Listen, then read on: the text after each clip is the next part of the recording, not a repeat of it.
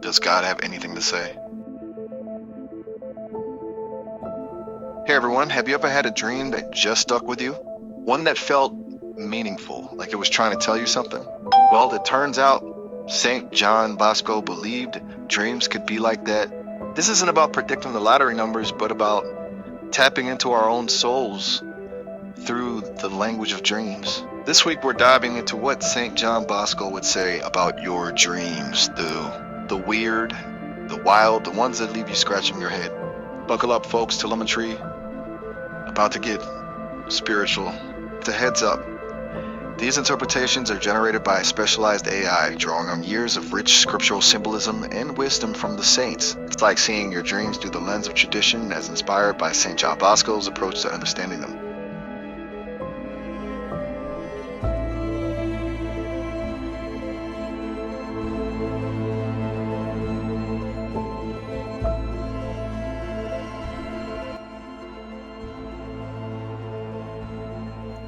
In a harsh, ancient, Near Eastern setting, a woman works at a booth in a dusty marketplace.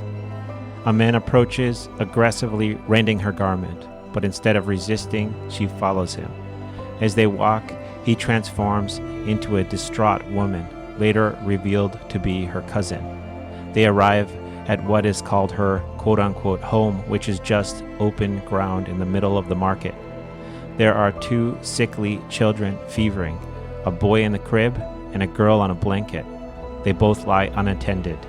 The cousin, now the guide, refuses to touch them, fearing contagion. But the woman from the booth picks up the girl and cradles her. The scene ends there.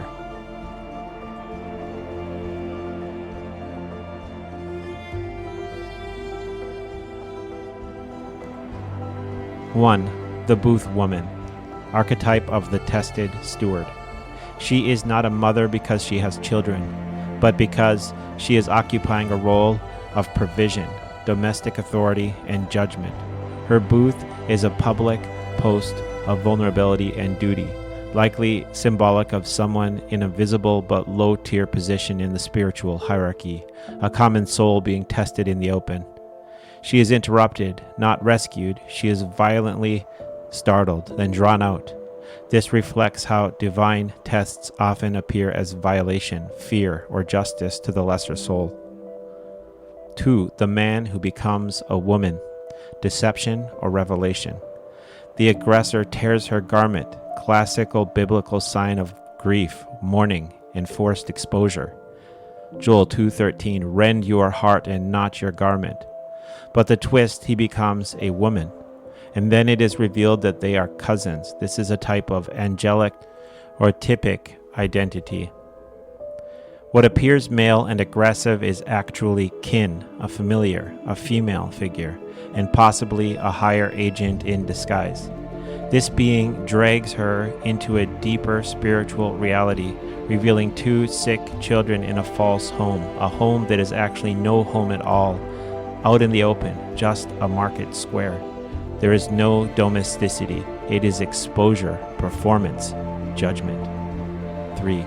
The crib and the blanket, the judgment of the generation. These two children are symbolic soul types, sick with something unseen but deadly, possibly spiritual disease, sin, or inherited disorder.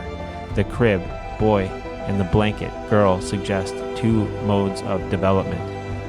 Crib, boy, constructed, guarded potential, may be representative of structural, legacy-based systems, priesthood, order, hierarchy.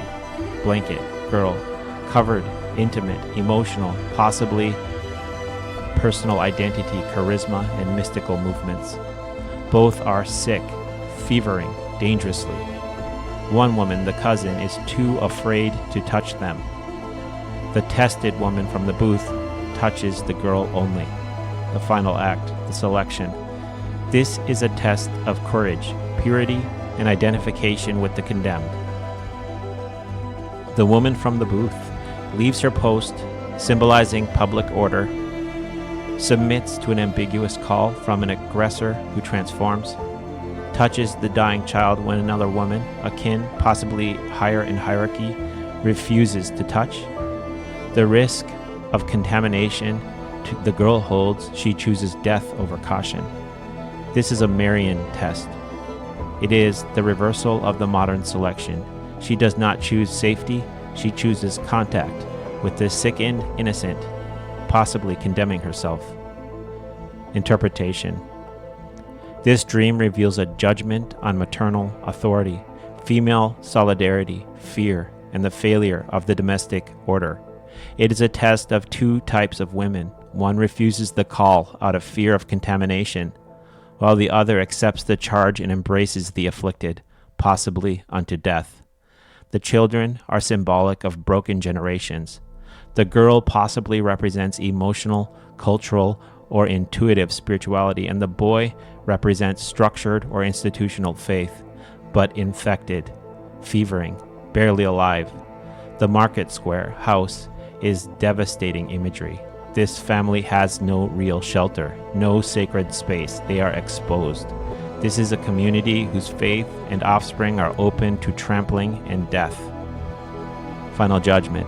This dream is not about healing. It is about exposure, unfitness, and the weighing of the soul's response to death. The Booth woman passes a test of identification, while the other fails through self-preservation. But even in this, the dream ends with no healing, no hope, just cradling of death. This is a high-level diagnostic dream, meant not to encourage but to terrify and sift. Only one woman reaches. Both children still may die.